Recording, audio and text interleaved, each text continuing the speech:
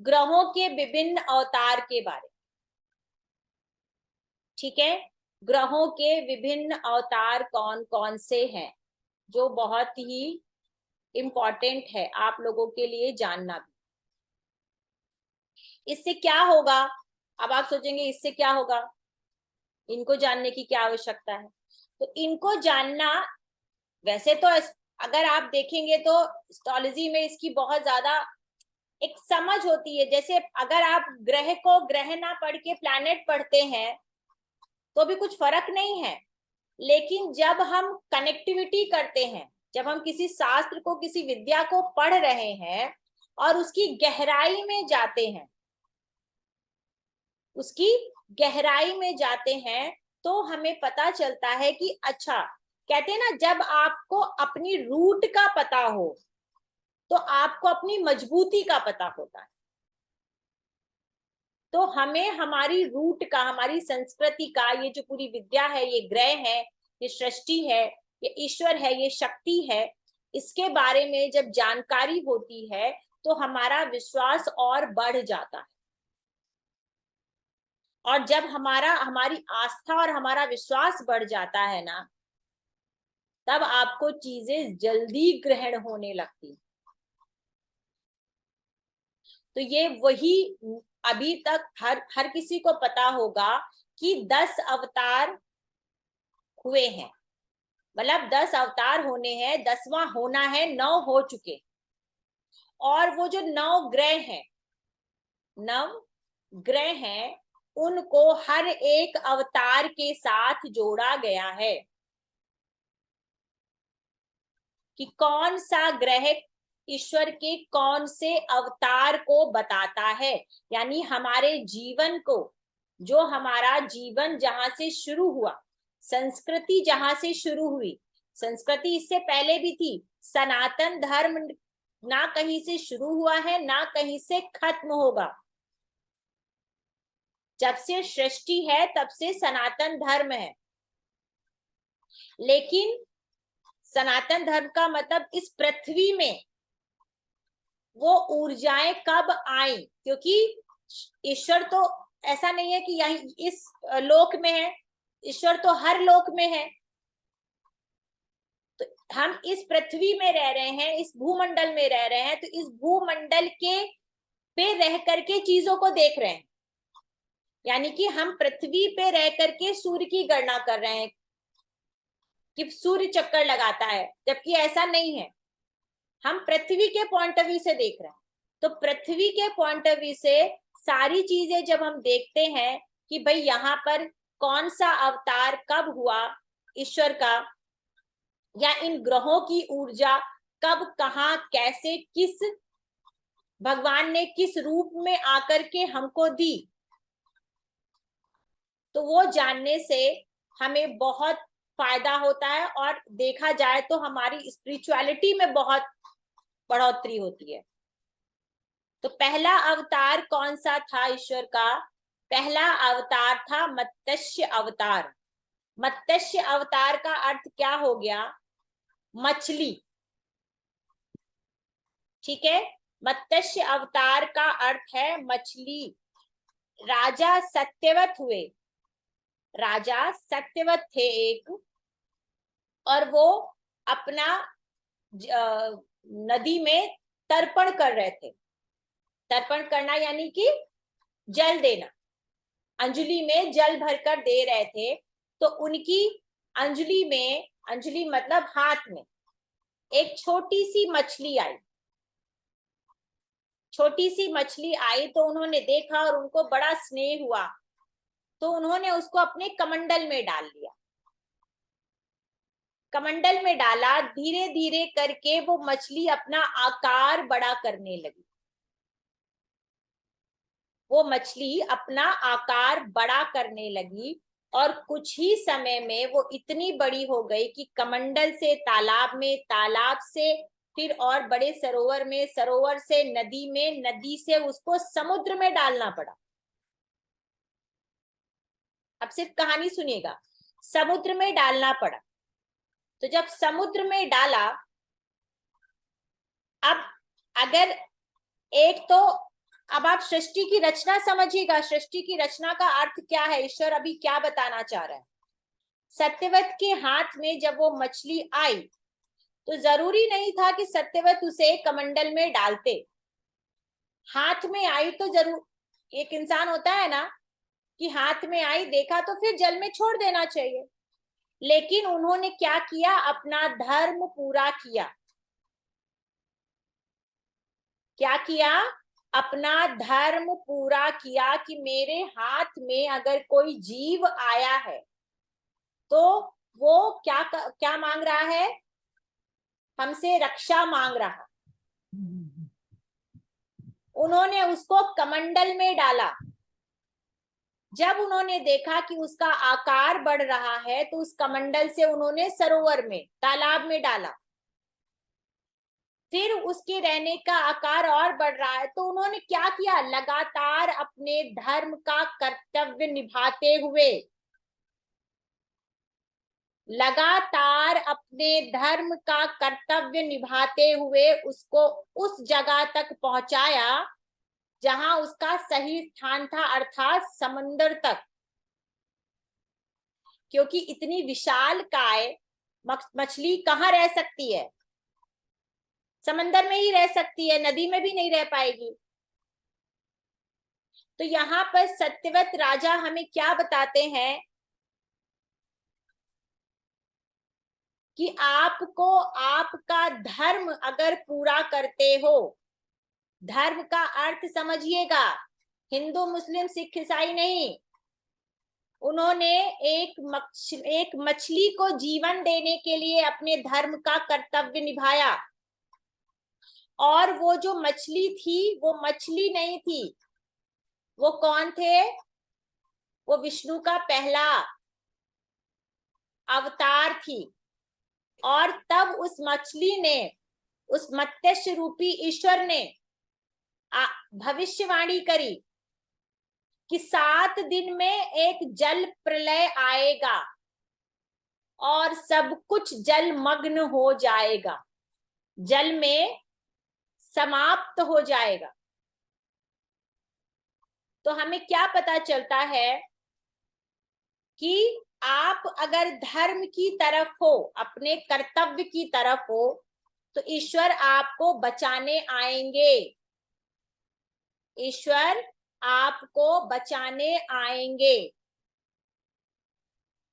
तो जब ये 7 दिन के बाद जल प्रलय आया तो वो मछली जो विशाल काय रूप लेकर आई, वो एक बड़ी सी नौका लेकर आई, बड़ी सी नौका जिसमें सप्त ऋषि बैठे हुए थे, सप्त ऋषि। और उस नौका में उन्होंने क्या बोला था, क्योंकि जब बहुत बड़ा प्रलय आएगा तो क्या होगा, सब कुछ विनाश हो जाएगा, खत्म हो जाएगा, जीवन समाप्त हो जाएगा। और जीवन को कभी भी समाप्त नहीं होने देना है, समय जो है वो कभी भी रुकता नहीं है, उसको लगातार चलते रहना है। तो आगे जब नया जीवन आएगा तो नए जीवन के लिए बीज का होना जरूरी है, बिना बीज के कुछ भी हो पाएगा। ईश्वर तो कुछ भी कर सकता है लेकिन चमत्कार नहीं करना है उसको, उसको आपके वो क्या बताने आता है ईश्वर, अलग अलग रूपों में आपको आपके कर्तव्य, आपके धर्म के बारे में पाठ पढ़ाने आता है। और उन्होंने बताया कि आप सब कुछ उस नौका में ले लीजिए। सब कुछ का अर्थ क्या हुआ, चाहे वो आपके वनस्पति हो, अनाज हो, पशु पक्षी हो। एक फिल्म देखी थी 2012, याद है किसी को, 2012?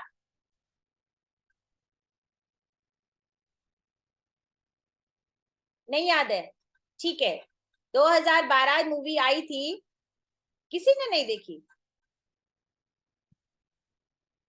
देखना। मैंने देखी है। हाँ, तो वो उसमें यही कॉन्सेप्ट था, उसमें यही कॉन्सेप्ट था नहीं देखी है तो जरूर देखना।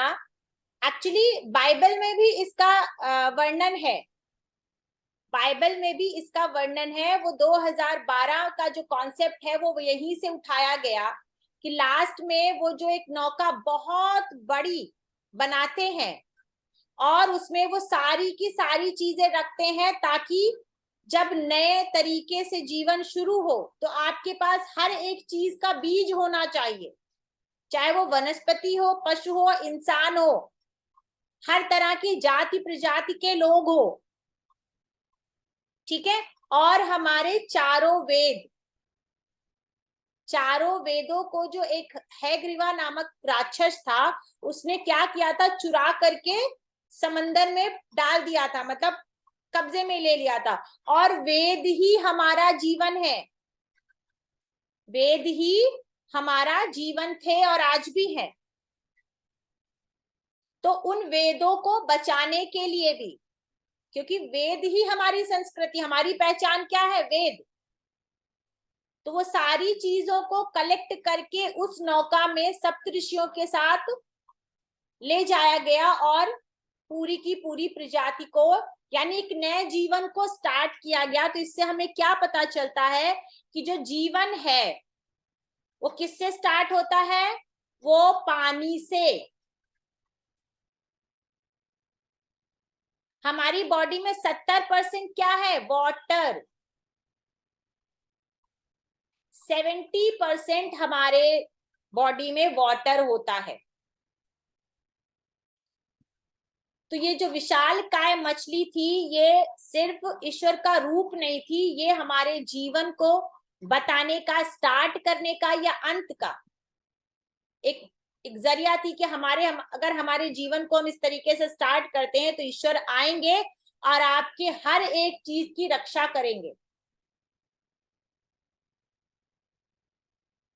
तो जल से हमारा जीवन स्टार्ट हुआ। उसके बाद अभी तक पृथ्वी नहीं मिली, अभी तक पृथ्वी जो है वो जलमग्न ही थी। पृथ्वी का जो बहुमूल्य चीजें थी वो इस नौका में ले जाकर के सेव कर दी गई। उसके बाद ईश्वर का दूसरा अवतार क्या हुआ, कूर्म अवतार। और इस अवतार को के ग्रह कौन से हैं, केतु। इस अवतार के ग्रह केतु है और ये ईश्वर का अंश अवतार है, ये भी समझिएगा, अंश अवतार। इसके बारे में भी बताऊंगी अंश अवतार और पूर्ण अवतार क्या होता है। अंश अवतार। फिर आया कूर्मा अवतार। कूर्मा का मतलब होता है कच्छप, यानी कि कछुआ। ठीक है। तो कछुआ अवतार जब आया, तो जब राजा बलि राक्षसों और इंद्र के बीच में, देवता और राक्षसों के बीच में जब समुद्र मंथन हो रहा था, तब वहां पर कौन सा पर्वत था, नाम भूल गई मैं। मंदराचल। हाँ, मंदराचल पर्वत। मंदराचल पर्वत को मथानी बना करके जब मंथन हो रहा था। अब ये मंथन किस लिए हो रहा था, मंथन इसलिए हो रहा था कि समुद्र में अभी भी वो चीजें थी जो सेव नहीं की जा सकी इस नौका में। इस नौका में वो चीजें जब जलमग्न हो गई सारी की सारी सृष्टि, तो ऐसी बहुत सारी चीजें थी जो अभी भी जल के अंदर ही थी और जीवन के लिए आवश्यक थी। जब तक वो चीजें बाहर नहीं आ जाती थी, नया जीवन, नई सृष्टि, नई पृथ्वी नहीं बनाई जा सकती थी। तो वहां पर जब मंदराचल पर्वत की को मथानी बनाकर किया जाने लगा, मंथन किया जाने लगा, तो मंदराचल पर्वत अपने ही दबाव, अपने ही बोझ से नीचे जाने लगा। अब इसका अर्थ क्या हो गया, कभी कभी हमारे जीवन में हम अपने ही कर्तव्यों और अपने ही कार्यों के बोझ से इतना दब जाते हैं कि हम नीचे जाने लगते हैं, यानी कि हम डूबने लगते हैं। लेकिन जब आप ईश्वर के काम में होते हो, सत्य के काम में होते हो तो ईश्वर क्या रूप लेकर आता है? कछुए का रूप लेकर आता है। कछुआ जो है वो क्या बताता है? पहले हमारा जीवन जल से शुरू हुआ, फिर कछुआ जो है वो जल और भूमि दोनों जगह रहता है। उनकी पीठ पर, उन्होंने अपनी पीठ पर उस पर्वत को रखा। कछुए की पीठ कितनी ज्यादा मजबूत होती है, और उस पर मंथन होके वो सारी चीजें निकली जो जलमग्न हो गई थी। वो सारी की सारी चीजें, चाहे वो विष हो, चाहे वो अमृत हो, चाहे वो लक्ष्मी हो, चाहे वो अलक्ष्मी हो, चाहे वो कामधेनु हो, वो सारी की सारी चीजें जो जीवन में सृष्टि में वापिस आनी थी, उसके बगैर पृथ्वी की कल्पना नहीं की जा सकती। यहाँ ईश्वर हमें क्या बताता है? यहाँ ईश्वर हमें ये बताता है, और जिसके देखो यहाँ इसका इसके इसके जो ग्रह है वो कौन है? शनि है। अर्थात शनि कौन है? कर्म के देवता हैं। जब आपका कर्म सही उद्देश्य में होता है तो ईश्वर जो है शनि, इसीलिए कूर्मा अवतार को शनि का अंश बताया गया।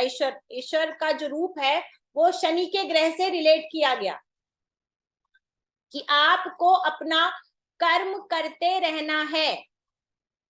आप कितना भी नीचे क्यों नहीं जा रहे हो, पृथ्वी या जल में क्यों ना समाहित हुए चले जा रहे हो, अगर आप अपना कर्म करते जा रहे हो तो ईश्वर फिर आएगा और आपको संभालेगा, आपके उस प्रेशर को कम करेगा, और वो सारी चीजें आपको निकाल के देगा जीवन में जो आपको जीवन के लिए जरूरी है। तो यहाँ हमें ईश्वर का नेक्स्ट रूप दिखाई देता है, जहां पर आपका जल और पृथ्वी दोनों का परिचय देता है ईश्वर हमें।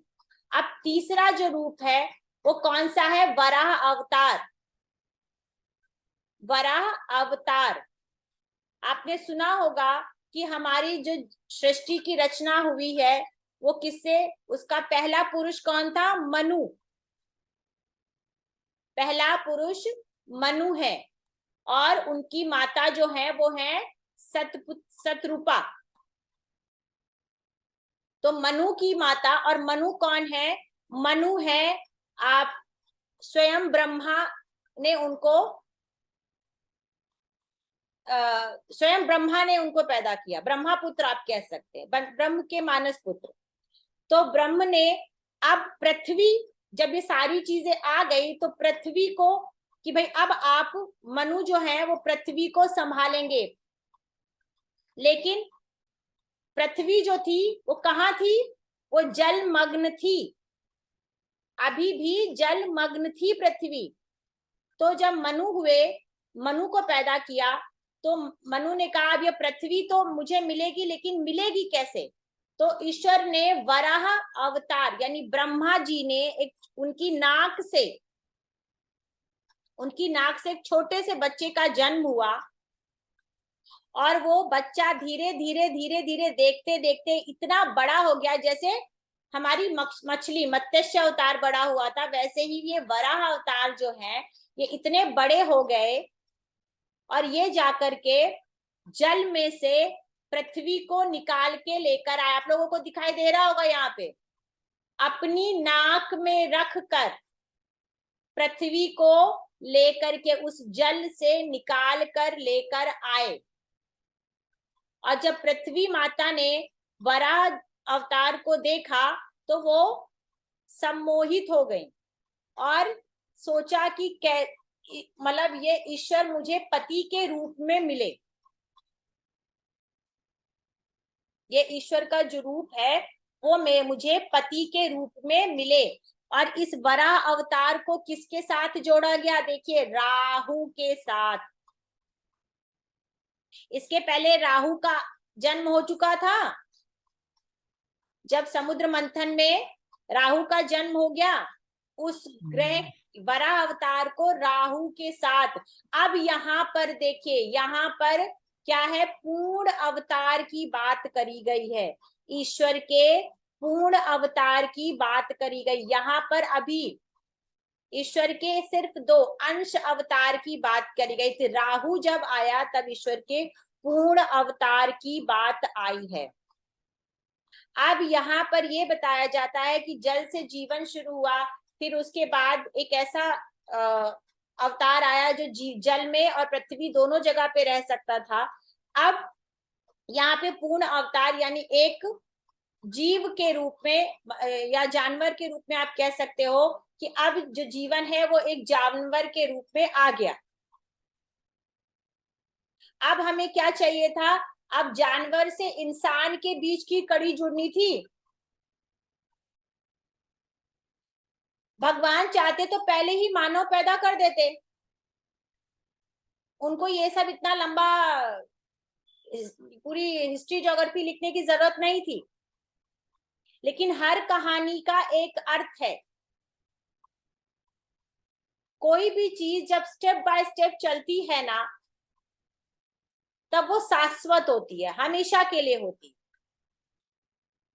लेकिन अचानक से हुई चीजें, क्योंकि आपकी हर एक चीज में कड़ी होनी चाहिए।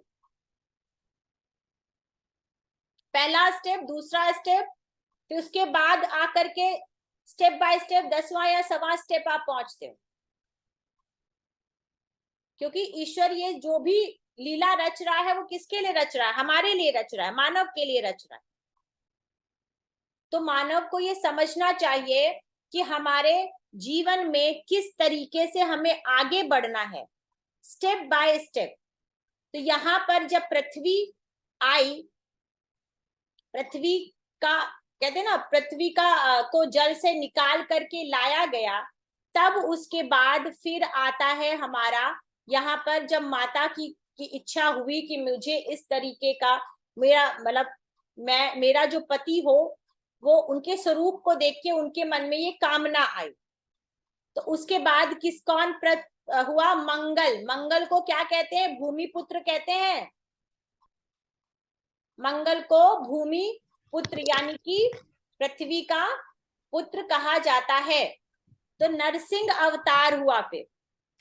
अब इस अवतार में भी ना पूरी तरीके से मानव था, ना पूरी तरीके से जानवर।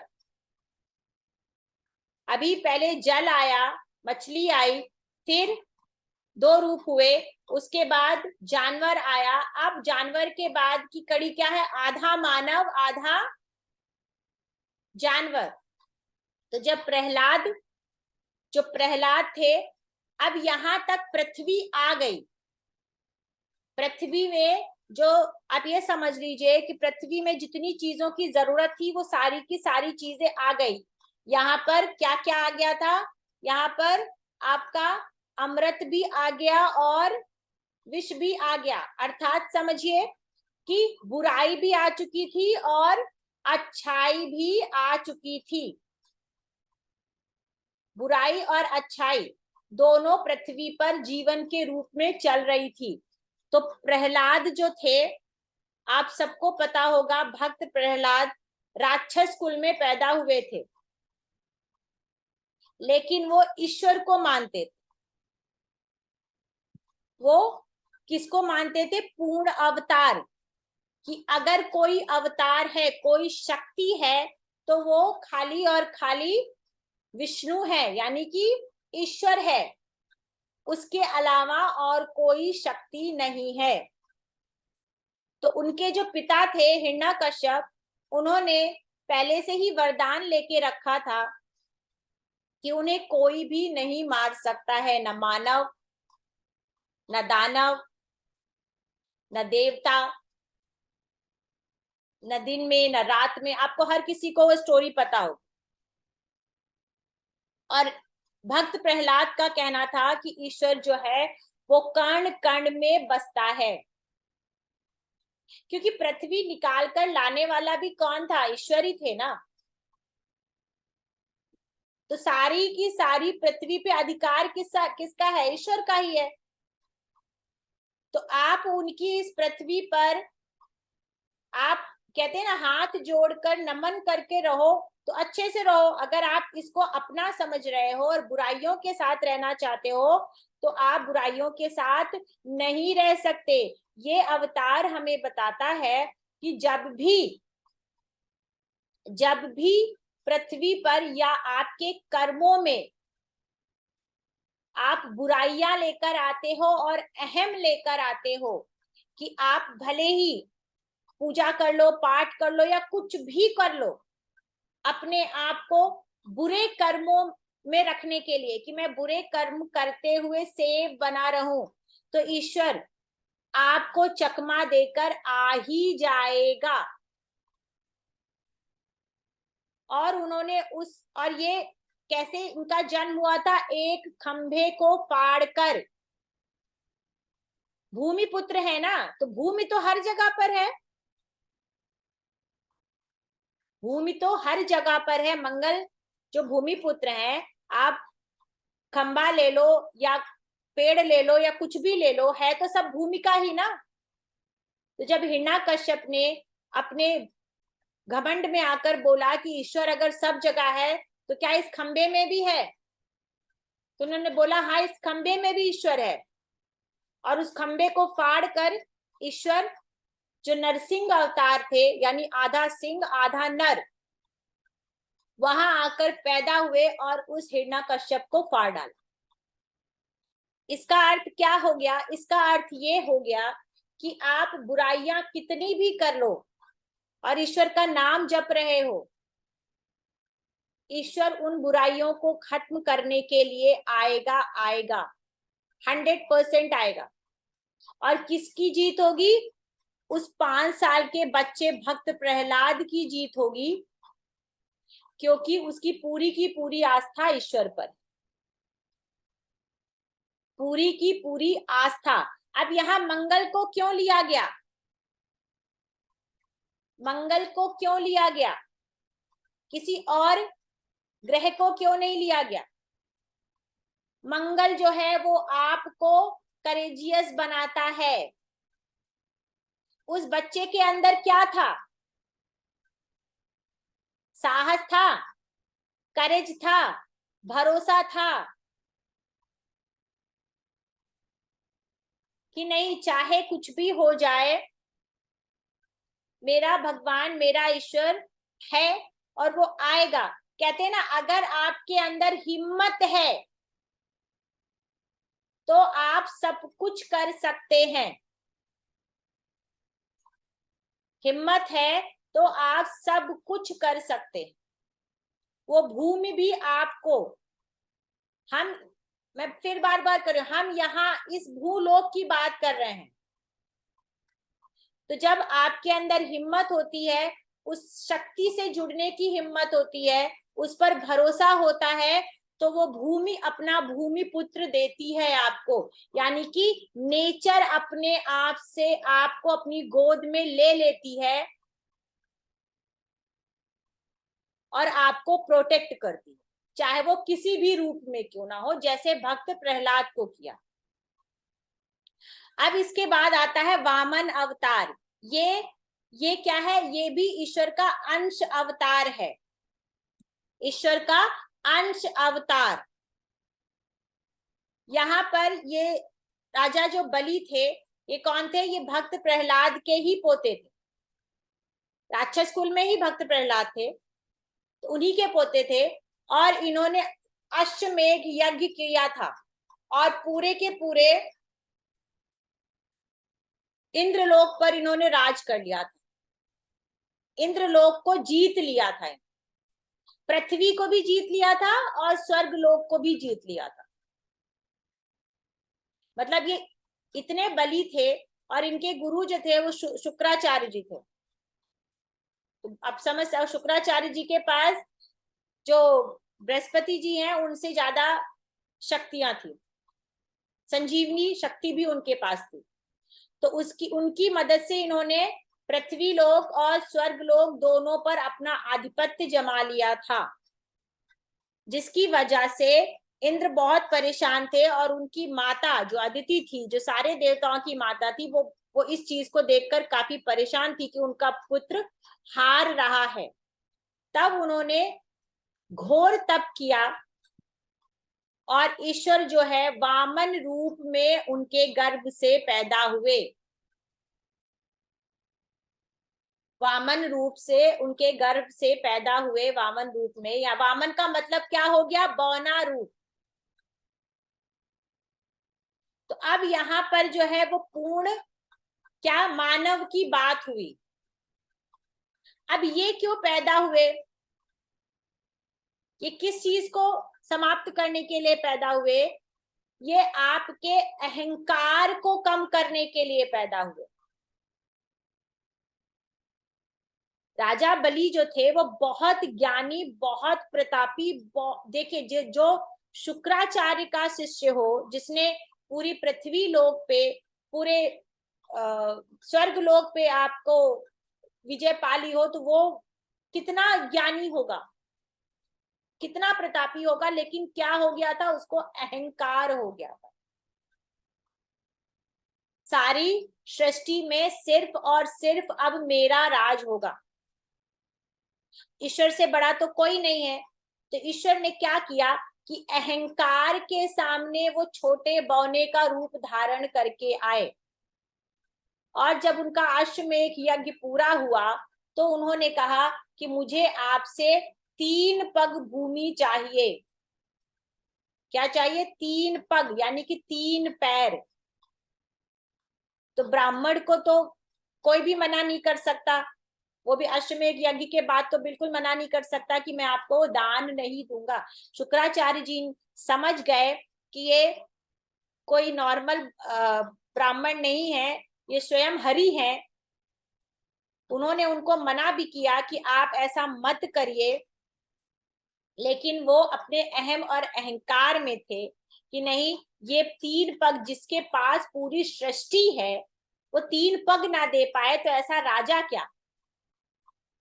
और जब उन्होंने अपना आकार बड़ा किया तो एक पग में पूरी पृथ्वी माप ली, दूसरे पग में पूरा स्वर्ग माप लिया, अब तीसरे पग को मापने के लिए कुछ बचा ही नहीं।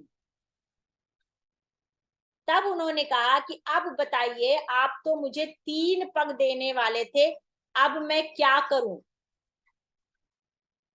मेरा जो आपने वचन दिया है वो पूरा करिए, वरना मैं आपके पूरे कुल का नाश कर दूंगा। पूरे कुल का नाश करने का अर्थ क्या हो गया? अहंकार का नाश। चाहे वो कितना भी बड़ा क्यों ना हो, ईश्वर के सामने अहंकार नहीं चलता। तब राजा बलि को ये बात समझ में आ गई और उन्होंने, देखो ये होता है ज्ञानी व्यक्ति। अगर आपको अहंकार है और आप ज्ञानी हो तो आप अपने अहंकार को बांध लोगे, खत्म कर दोगे। यहाँ देखिए, राजा बलि ने नतमस्तक होकर, क्या वो समझ गए कि ये हरि है। अब मैं चाहूं तो हमारे पूरे के पूरे राक्षस कुल का उद्धार करवा सकता हूं। और वो नतमस्तक होके उन्होंने बोल दिया कि अब आप तीसरा पग मेरे सर पे रख लीजिए। सर पे रखने का अर्थ क्या है? ये स्टोरी हमें क्या बताती है? आप जैसे ही ईश्वर के सामने नतमस्तक हो जाते हो, ईश्वर की कृपा आपको मिलनी शुरू हो जाती है। अहंकार लोगे तो सिर्फ और सिर्फ सर्वनाश होगा, जैसे रावण का हुआ था। और अब रावण का तो अहंकार की वजह से नाश हो गया था, लेकिन यहाँ नाश नहीं हुआ। यहाँ किसका नाश हुआ? सारी की सारी बुराइयों का नाश हुआ, पूरे के पूरे कुल का उद्धार हो गया। पूरे के पूरे कुल का उद्धार करने वाले कौन थे? राजा बलि थे। और यहाँ पर फिर जब ईश्वर ने उनके सिर पर पांव रखा, ईश्वर ने सिर पर पांव रखने का अर्थ समझ लीजिए आप क्या होगा। पूरा का पूरा कुल उनका उद्धार हो गया और राजा बलि ने फिर वापस कर दिया इंद्र, क्योंकि वापस करने जैसे ईश्वर ने तो सब ले ही लिया, अब आपके पास कुछ बचा ही नहीं ना, ईश्वर ने तो आपको भी आपसे ले लिया। अभी आप पूरी सृष्टि पे हुक्म चला रहे थे, अब तो आप उनके गुलाम हो गए।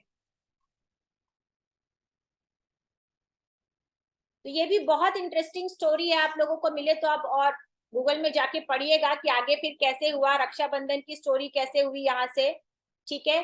फिर उसके बाद किस तरीके से जब विष्णु हरि प्रसन्न हुए, कैसे जाकर के फिर उन्होंने उनके घर पे जाके विश्राम किया, तो काफी अच्छी स्टोरी है। फिर आते हैं परशुराम जी। परशुराम का अवतार होता है, परशुराम का अवतार भी अंश अवतार है। तो परशुराम का जो अवतार होता है वो गौ रक्षा, ब्राह्मण रक्षा, ठीक है, इन इन इन चीजों के लिए हुआ। जब सृष्टि और आगे बढ़ने लगी, धर्म कर्म के काम होने लगे, तब जाकर के, क्योंकि बुराइयां तो देखिए, अच्छाइयां थी तो बुराइयां भी हर समय थी, तो उस समय फिर परशुराम जी का अवतार हुआ और वहां पर उन्होंने गौ रक्षा और ब्राह्मण रक्षा के लिए जन्म लिया गया। गौ रक्षा ब्राह्मण रक्षा का अर्थ क्या हो गया? ब्राह्मण का अर्थ हो गया, ब्राह्मण का अर्थ फिर से जाति से समझिएगा, ब्राह्मण का अर्थ हो गया आपका ज्ञान, क्योंकि ज्ञान नहीं है तो आने वाला जीवन संभव नहीं है।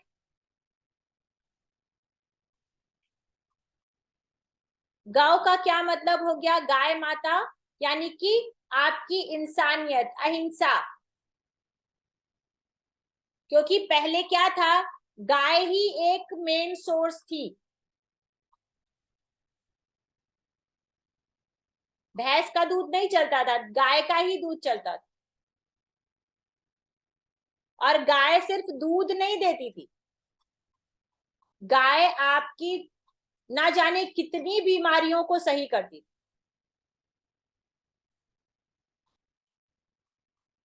तो गाय एक बहुत बड़ा मुख्य हिस्सा था हर एक चीज के लिए, यज्ञ हो, घर हो, ठीक है, हर चीज में गाय का बहुत बड़ा मतलब, अगर एक घर है तो एक गाय आपके पास होगी ही होगी, उस मानव के रूप को आगे, क्योंकि पहले अभी आज जो हम खाने पीने की बात करते हैं ना, तो खाने पीने में सिर्फ फल और गाय का दूध ही हुआ करता था, फल फ्रूट और गाय का दूध। तो भले ही हम टीवी में देखें कि 100 प्रकार के व्यंजन, पकड़ 100 प्रकार के व्यंजन नहीं होते थे, तो जो कुछ भी बनता था वो गाय के दूध या घी या फिर फल फ्रूट से ही बनता था। फिर आ जाते हैं, किस पे आ जाते हैं? रामचंद्र जी के अवतार पे। अब रामचंद्र जी का अवतार क्या है? देखिए, पूर्ण अवतार है। तो रामचंद्र जी की स्टोरी आपको हर किसी को पता है कि ये मर्यादा पुरुषोत्तम राम थे। इन्होंने क्यों जन्म लिया? इन्होंने उस संस्कृति, वो सारी चीजों को मर्यादा में रखने के लिए, जब सारी चीजें सृष्टि और आगे बढ़ने लगी, सब कुछ अच्छे से होने लगा, लेकिन प्रॉब्लम ये थी कि अभी तक ये लोगों को नहीं समझ में आ रहा था कि रहा कैसे जाए, मर्यादित होके कैसे रहा जाए, भाई भाई के साथ कैसे रहे, पति पत्नी के साथ कैसे रहे, परिवार कैसे रहे। अर्थात अब सृष्टि को ये बताने की आवश्यकता थी, जहां पे लोग भ्रमित हो रहे थे कि एकजुट, एक प्रेम, एक व्यवहार या मर्यादा में कैसे रहना है। इसलिए मर्यादा पुरुषोत्तम राम का जन्म हुआ, जो पूरी की पूरी स्टोरी हमें ये बताती है कि हमें संबंधों और जीवन को किस तरीके से जीना है। फिर आता है कृष्ण अवतार, ये भी पूर्ण अवतार है। तो कृष्ण अवतार की अब जब मर्यादा बता दी गई तो कृष्ण अवतार की क्या जरूरत थी? नहीं होना चाहिए था। अब तो मर्यादा बता दी गई ना लोगों को कि आप इस मर्यादा में, कहते हैं ना, आप अपनी मर्यादा में रहिए। आज भी लोग बोलते हैं कि आप अपनी लिमिट में रहिए। अब कभी कभी क्या होता है कि आप अपनी मर्यादा या अपनी लिमिट का गलत फायदा उठा लेते हो।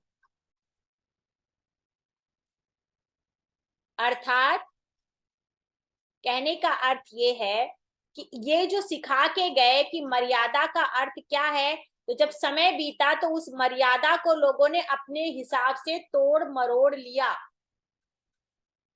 यहाँ क्या था? यहाँ पे भी भाई भाइयों में लड़ाई थी। जब एक मर्यादा ऐसी थी कि भाई ने भाई के लिए सब चीजें छोड़ दी,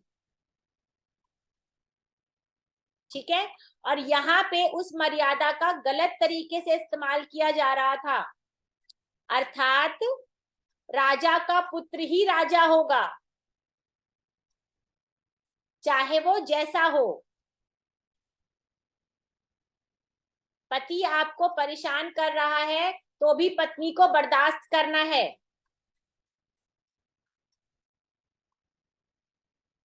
मैं ज्येष्ठ हूं या मैं बड़ा हूं, समझिए आप, मैं बड़ा हूं तो जो मैं चाहूंगा, मैं राजा का पुत्र हूं तो मैं जो कुछ चाहूंगा, सत्ता मेरे हाथ में है, तो वैसे मतलब यहाँ पे चीजों को गलत तरीके से अपने स्वार्थ के लिए तोड़ मरोड़ लिया गया।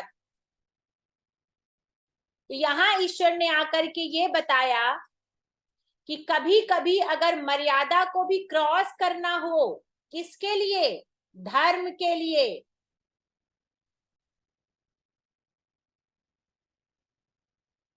तो आपको क्रॉस कर देना चाहिए। जब अर्जुन इस दुविधा में थे कि मैं कैसे मारूं, ये मेरे भाई हैं जो हमने पीछे पड़ा, कि भरत ने राजगद्दी नहीं ली, वो मर्यादा प्रेम की थी। यहाँ पे क्या था? दुर्योधन ने अहंकार और बड़े होने का फायदा उठाया। तब उन्होंने ये बताया आकर कि ये मर्यादा नहीं है। आपका कर्म जो सबसे पहले है वो आपका अपने जीवन के प्रति है। अगर आप अपने जीवन के प्रति अपने कर्तव्यों को पूरा नहीं करते हो तो कोई अर्थ नहीं है आपका जीवन का। और ऐसे में अगर आपको अपनी मर्यादा का उल्लंघन भी करना पड़े, अर्थात सत्य के लिए आपको अपनी मर्यादा क्रॉस भी करनी पड़े, तो आप कर जाइए, ईश्वर आपके साथ। और जब बहुत युद्ध हुआ, करोड़ों लोग मारे गए, आपको सब पता है कि महाभारत का युद्ध क्या हुआ, जब बहुत अशांति, बहुत सारी चीजें फैल गई, तब उसके बाद काफी समय बाद फिर बौद्ध का जन्म हुआ, बुद्ध का। जहां पर बुद्ध का अर्थ क्या हुआ? बुद्ध का अर्थ ये हुआ है, ये भी अंश अवतार थे, कि कुछ भी नहीं है, सत्य कुछ भी नहीं है। अभी तक जितनी भी कहानी चली आ रही है उसमें ईश्वर ने कभी कोई जन्म लेकर, कभी कोई जन्म लेकर आपको एक नए युग का, या फिर यूं कहें कि नए जीवन को किस तरीके से जीना है उसके बारे में बताया। लेकिन जब गौतम बुद्ध आए तो आपको अब क्या बता रहे हैं? आपको जीवन के कौन से पड़ाव में लेकर जा रहे हैं? आपको जीवन के अंतिम पड़ाव की तरफ, यानी कि आप अपने कर्तव्यों का निर्वाह करते करते, अच्छे और बुरे की समझ रखते रखते, जब आप मोक्ष की तरफ बढ़ने जाते हो, अपने जीवन को समझते हो कि भाई अब मुझे उस परम ईश्वर की तरफ जाना है जहां मुझे इन सारे बंधनों से मुक्ति मिले, तो वहां बुद्ध को क्या प्राप्त हुआ था? ज्ञान प्राप्त हुआ था। और वो ज्ञान क्या है? वो ऐसा नहीं है कि भगवान आकर के उनके सामने खड़े हो गए थे, उनको समझ में आ गया था। अर्थात ये बताया जा रहा है कि ईश्वर कहीं और नहीं है, ईश्वर आपके अंदर है।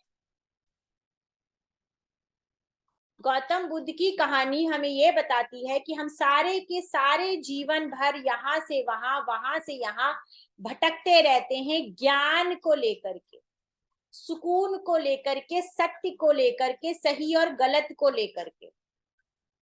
लेकिन अगर आप ये मेरा, ये तेरा, ये भगवान, ये अच्छा, ये बुरा, ये छोड़ करके सिर्फ और सिर्फ आप अपने अंदर झांक कर देखते हैं, तो आपको ईश्वर की प्राप्ति हो जाती है, उस परम ब्रह्म की प्राप्ति हो जाती है, उस मोक्ष की प्राप्ति हो जाती है, उस ज्ञान की प्राप्ति हो जाती है जिसके लिए आप सारा जीवन भटकते चले आ रहे हैं। और उसको किससे जोड़ा गया है? बुद्ध से। बुद्ध अर्थात आपकी बुद्धि। आप अपनी अपनी बुद्धि को चेतन में रखते हो, ठीक ही चेतना में रखते हो, जागृत रखते हो, तो वो आपको ज्ञान कभी भी प्राप्त हो सकता है। और जो 10वां अवतार है, कलि के अवतार, वो कहते हैं कि अभी होगा, तो जो होगा उसके बारे में मुझे बहुत ज्यादा पता नहीं है, तो जब होगा कोई और आएगा और आपको पढ़ाएगा। तो ये पूर्ण अवतार और अंश अवतार का अर्थ ये है कि पूर्ण अवतार में पूर्ण ईश्वर का वास होता है। और अगर कुंडली में आपको इसको ज्योतिष से ऐसे जोड़ सकते हैं कि अगर आपकी कुंडली में सूर्य, चंद्रमा, मंगल और राहु बली हैं, तो आपकी कुंडली बहुत बली है। सूर्य और चंद्रमा के बारे में हम पहले दिन से बात करते हुए चले आ रहे हैं। मंगल आपका साहस हो गया, आपकी ऊर्जा हो गई। और राहु क्या हो गया? अकस्मात चीजें हो गई।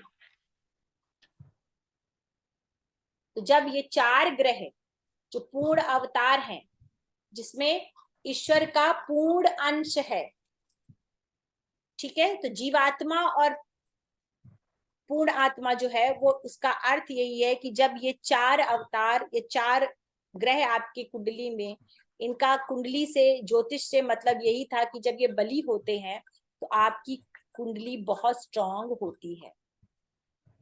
ठीक है, चलिए यहां से आपका पहला पड़ाव पूरा होता है, जहां पर आपका बेसिक ऑलमोस्ट खत्म हो जाता है।